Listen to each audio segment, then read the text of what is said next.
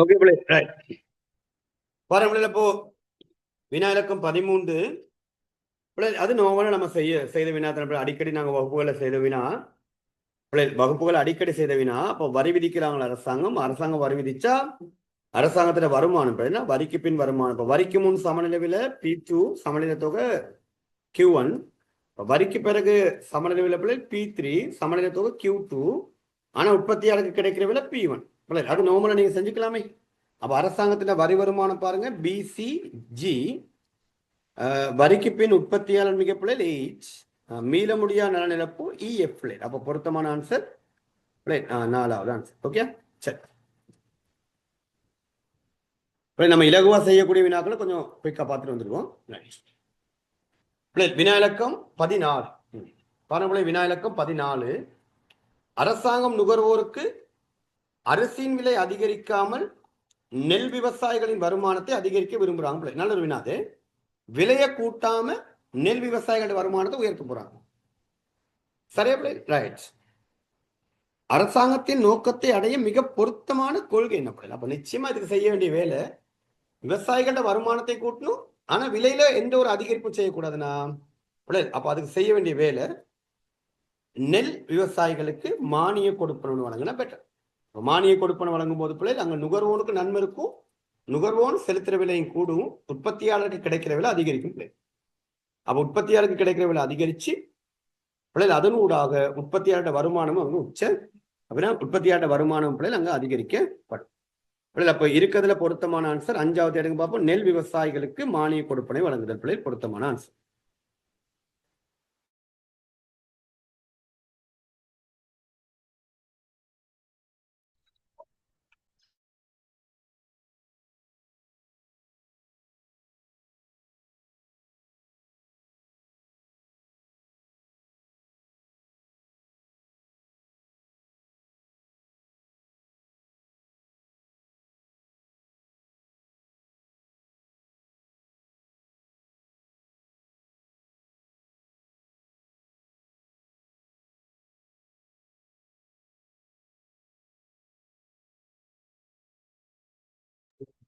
Okay பிள்ளை right. அப்போ 14க்கு பிள்ளை வேணும். நீங்க மற்ற ஆன்சரை கொஞ்சம் செக் பண்ணிக்கொள்ளுங்க. இப்ப அரசாங்கம் அரிசி கையிருப்புகளை சந்தைக்கு வழங்குறாங்க பிள்ளை. அப்ப அரிசி கையிருப்புகளை சந்தைக்கு வழங்கி விவசாயிகளோட வருமானத்தை கூட்டெழுத பிள்ளை அரசாங்க பொருளை கொடுத்து அரசின் சந்தை விலைக்கு மேலாக உத்தரவாத விலை ஒன்று நிர்ணயிப்பதனூடாக விற்கப்படாதுள்ள வெளியீட்டை அரசாங்க கொள்முதல் செய்ய இணங்குதல். சரி பிள்ளை. அப்ப அதுல விற்கப்படாத வெளியீட்டுன்னா ஏழாவது பிள்ளை. அப்போ சந்தை விலைக்கு மேல ஒரு விலை வந்தோடனே அங்க நுகர்வோனுக்கு செலுத்துற விலை கூடும். இப்ப எங்க கான்செப்டே வந்து நுகர்வோன் அரிசியை வாங்குற விலையை அதிகரிக்க கூடாது, அவ்வளவுதான் கான்செப்ட். அப்ப சிம்பிளா இருக்க ஒரே ஆப்ஷன் வந்து பிள்ளை மானிய கொடுப்பனவு, இல்லைன்னா உங்களுக்கு ஞாபகம் இருக்கா குறை நிரப்பு கொடுப்பனவு சொல்லி படிச்சிருக்கோம். அந்த வேலை செய்யணும் பிள்ளை. ஓகே, அதுதான் மிக பொருத்தமான ஒரு கொள்கை சிபாரிசு.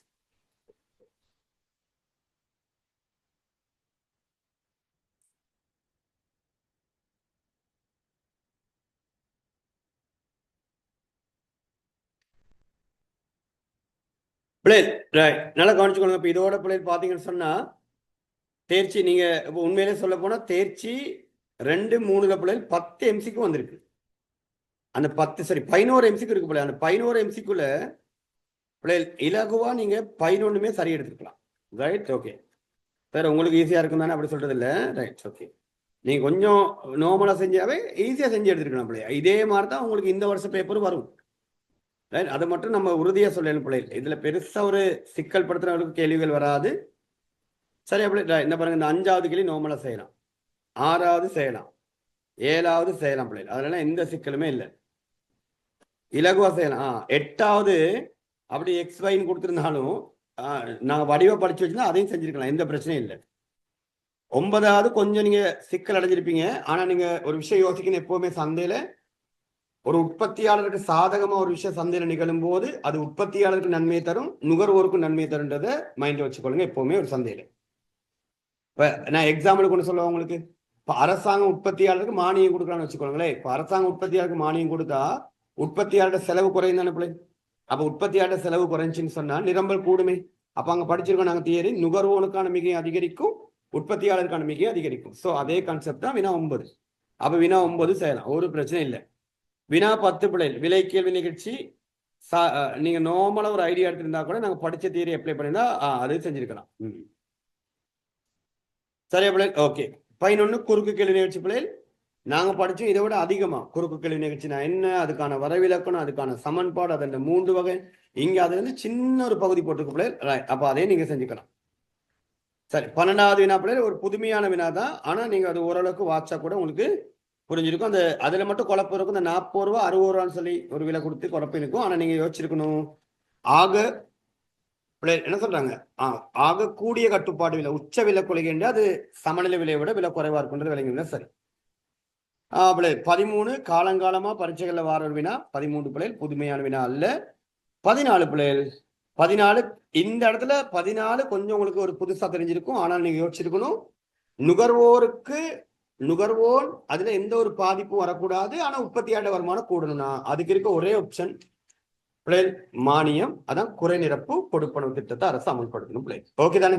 சரி பிள்ளைகள், அப்ப நாங்க தேர்ச்சி 3 வரைக்குள்ள வினாக்கள் பார்த்தாச்சு பிள்ளைகள். அப்ப நாங்க பயணிக்க போற அடுத்தது தேர்ச்சி 4. தேர்ச்சி 4 ரைட். பாம்பளை இப்ப தேர்ச்சி 4 வினாக்களுக்கு வந்தீங்கன்னு சொன்னா 15வது எம்சிக்கு பிள்ளை.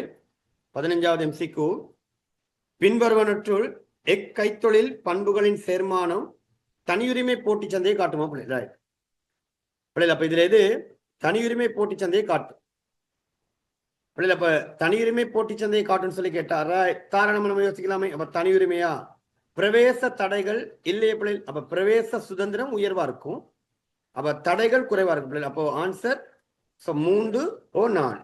இப்ப இது ரெண்டுல ஒண்ணுதான் பிள்ளை பொருத்தமா இருக்கும். முதலாவது பொருள தன்மை ஓரினத்தன்மை பிள்ளை எங்கேயே விடுபட்டு போச்சு. பொருள தன்மை ஓரினத்தன்மை என்ன, அது நிறை போட்டி பிள்ளைகள். அப்ப வேறாக்கம் செய்தவே சரி. அப்ப நேரடி ஆன்சர் எடுத்துடலாம் பிள்ளை. கேள்வி வழியை கீழ் நோக்கி சரி. கேள்வி வழி கிடையானதுன்னா பிள்ளை அது வந்து நிறை போட்டி நிறுவனம். என்ன பாருங்க பிள்ளை, 13வதுக்கு சரி, 15வதுக்கு 4வது ஆன்சர் பிள்ளை. இலகுவா செஞ்சிருக்கலாம், எந்த ஒரு சிக்கலும் இல்லை. 15வது பிள்ளை பாருங்க, வினா இலக்கம் 16. வினா இலக்கம் 16 பிள்ளை, குறுங்காலத்தில் ஒரு நிறைப்போட்டு நிறுவனம் பூச்சிய பொருளாதார மிக உழைப்பது எப்போ? இந்த இதுலதான் பிள்ளை ஒரு சிக்கல் இருக்கு.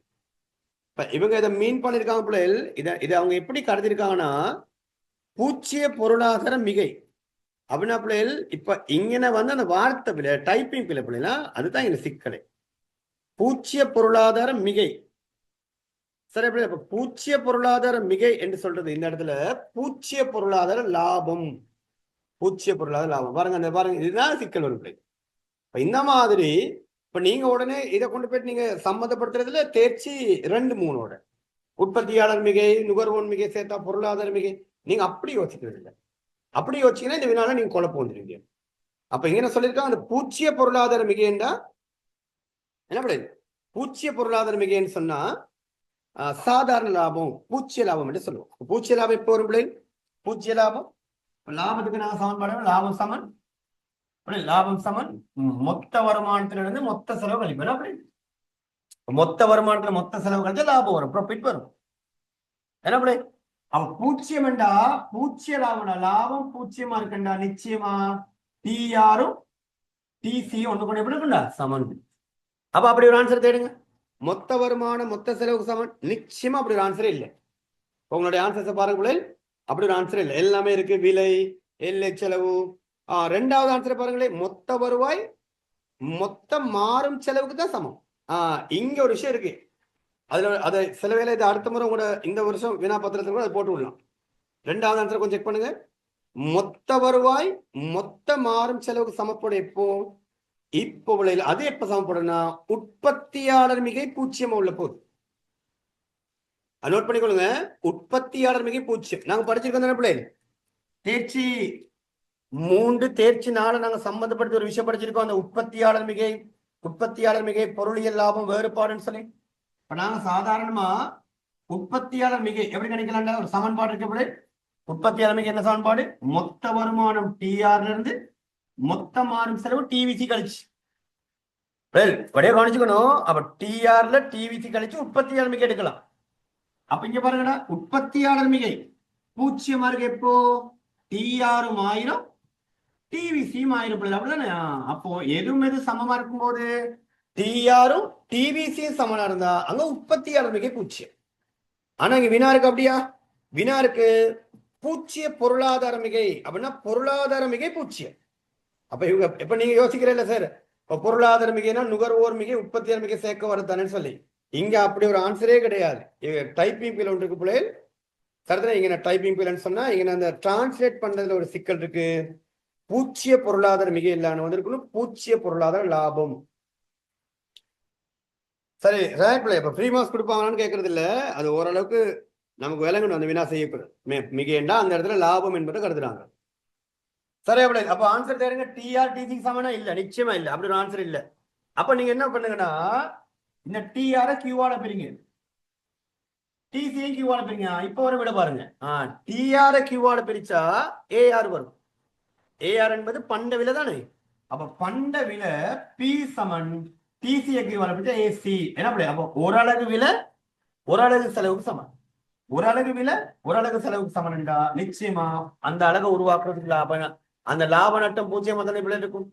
அப்ப மொத்த வருமானம் மொத்த செலவு அணுகுமுறையில ஆன்சர் இல்ல. அப்ப அதுന്റെ உப வடிவம் பாருங்க, சராசரி வருமானம் சராசரி செலவுக்கு சமனா இருக்கும். சோ பி சமன் ஏசியா இருந்தாலும் அங்க லாபம் பூஜ்ஜியம். ரைட். அப்ப அப்படி தேடினீங்கன்னா பிழை ஆன்சர் எத்தனாவதுடா?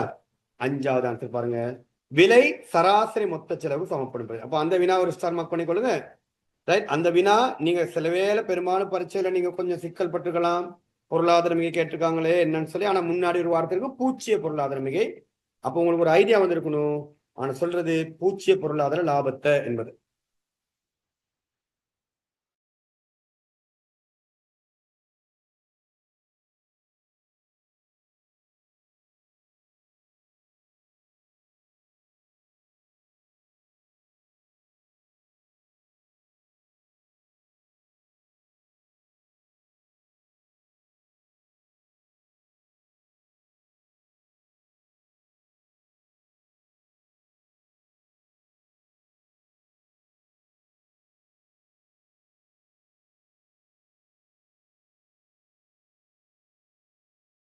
பிள்ளை ஓகே தானே? சரி ரைட் பிள்ளை. ஓகே வாங்க நாங்க இப்ப தொடர்ந்து அடுத்த வினாக்கு போவோம் பிள்ளை.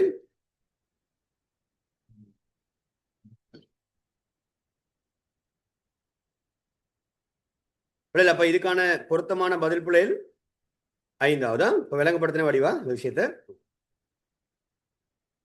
அடுத்து பாருங்க, அளவு திட்ட சிக்கன மிலிகள். சிக்கனம் இல்லடாப்பா, சிக்கன மிலி பிள்ளைல. அப்ப அளவு திட்ட சிக்கன மிலிகள் பிள்ளைலாம். அளவு திட்ட சிக்கன மிலிகள். சிக்கன மிலினா சிக்கனத்துக்கு ஒப்போசிட் தானே பிள்ளைனா. அப்ப அவங்களுடைய நீண்ட கால சராசரி செலவெல்லாம் அதிகரிச்சு போட்டு போகும். அப்ப நீண்ட கால சராசரி செலவெல்லாம் அதிகரிக்கும். அப்ப தேடுங்க பிள்ளை ஆன்சர், வெளியீடு அதிகரிக்கும் போது நீண்ட கால சராசரி மொத்த செலவு அதிகரிப்பதான் பிள்ளை. அப்ப பொருத்தமான ஆன்சர் 2வது. நேரடி கேள்வி பிள்ளை. அளவு திட்ட சிக்கனம் பார்த்திருக்கோம், அதுக்கு ஒப்போசிட் அளவு திட்ட சிக்கனமின்மை.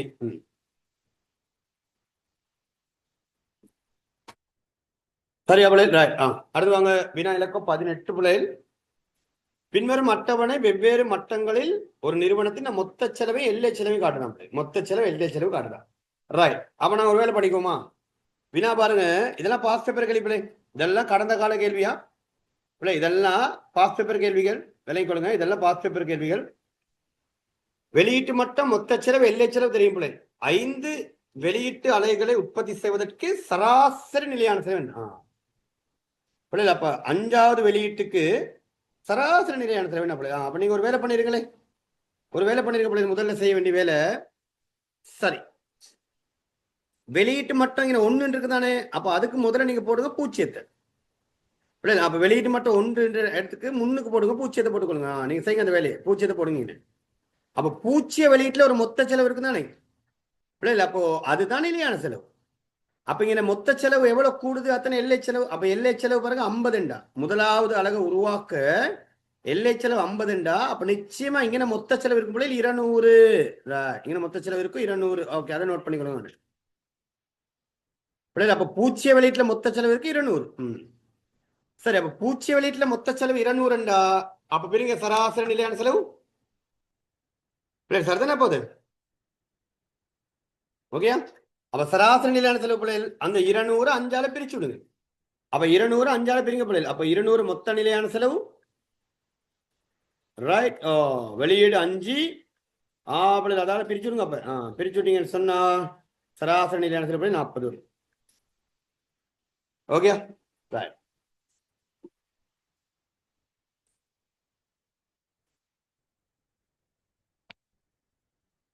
பிள்ளைகள் அடுத்து பெறுமதி சேர்க்கை முறையின்படி மொத்த உள்நாட்டு உற்பத்தி அளவிடப்படுவது பிள்ளை எப்படி? பெறுமதி சேர்க்கை முறைன்னா கூட்டிய பெறுமதி தானே. கூட்டிய முறையில பிள்ளை கூட்டிய பெறுமதி முறையில எப்படி நாங்க ஜிடிபி கணிப்போம்? ஒரு நாட்டுல ஜிடிபி கணிப்போம் வெளியீட்டின் பெறுமதியிலிருந்து இடைநிலை பொருட்களின் பெறுமதியை கழிப்பதன் மூலம். பெறுமதி சேர்க்கை முறையில இறுதி உற்பத்தி முறையில தான் நாங்க நேரடியா கொண்டே வெளியீட்டின் பெறுமதியை பார்ப்போம். சந்தைக்கு என்ன விலைக்கு வருது அதை. கூட்டிய பெறுமதி முறையில பிள்ளைகள் என்ன செய்வோம்? மொத்த வெளியீட்டின் பெறுமதியிலிருந்து இடைநிலை பொருட்களின் பெறுமதியை கழிப்பதன் மூலம் பிள்ளைகள் அதுக்கான ஆன்சரை நாம எடுத்துக்கொள்ளலாம்.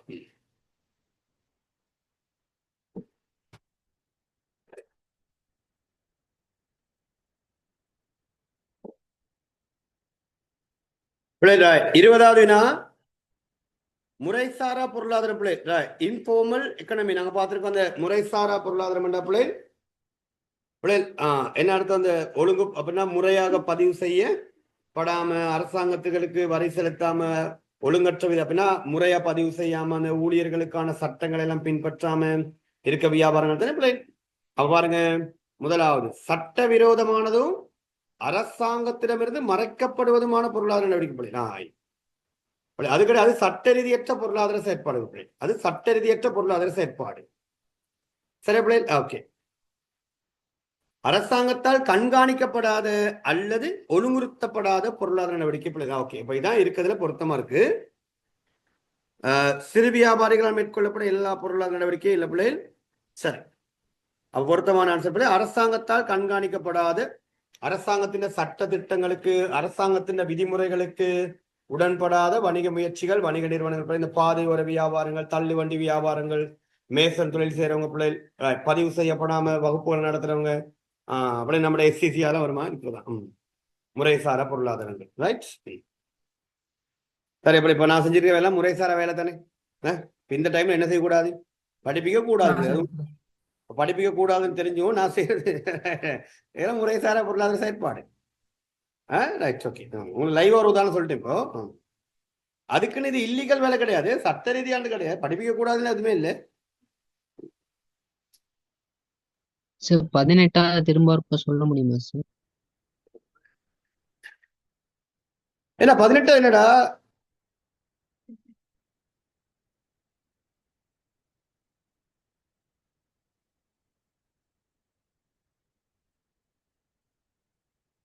சரி, 18 இல்ல. சரி பாருங்களேன்.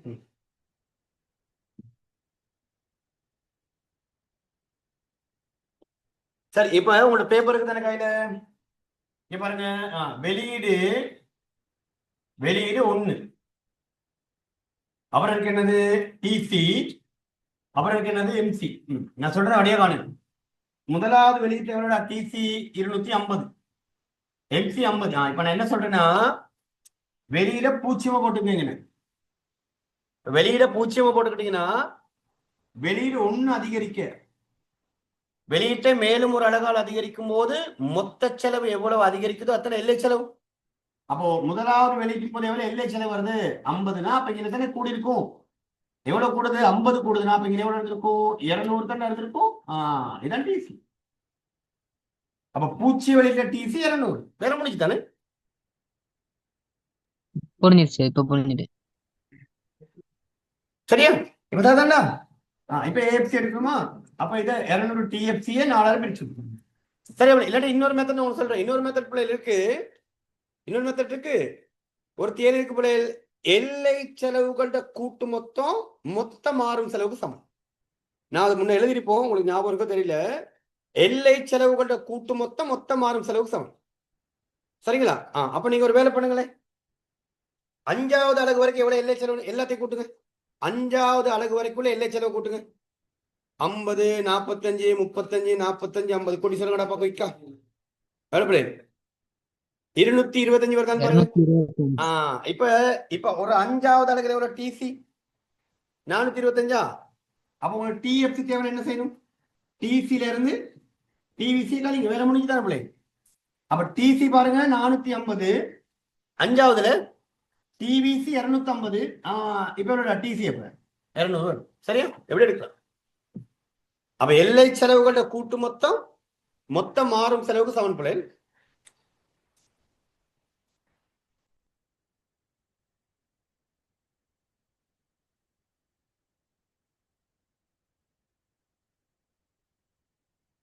சரி என்ன பிள்ளை? ஓகே.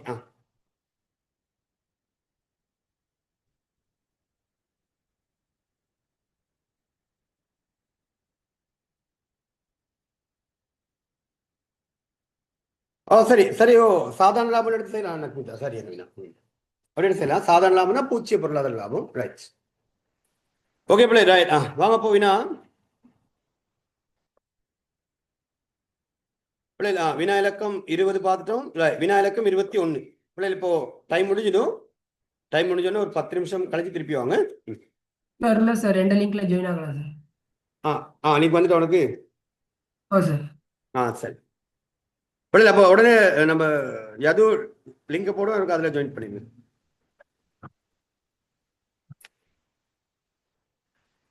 பிள்ளை பாருங்க, அடுத்து 21. ஒரு பொருளாதாரத்தின் மொத்த தேசிய செலவிடத்தக்க வருமானம் மொத்த தேசிய வருமானத்தோட உயர்வாக இருப்பதால் பிரதிபலிக்கப்படுவது என்ன? பிள்ளை நீங்க உண்மையிலேயே இதெல்லாம் நீங்க சிக்கல் படுத்திக்கிறது இல்லை. இதெல்லாம் நார்மலா நம்ம செய்யக்கூடிய கேள்வி பிள்ளை. உங்களுக்கு வினா பார்த்தோன்னே தான் குழப்பமா இருக்குமே தவிர, இப்போ எனக்கெல்லாம் பார்த்தோன்னே சந்தோஷமா இருக்கு. ரைட். நல்ல கேள்வின்னு சொல்லி சரிதானே?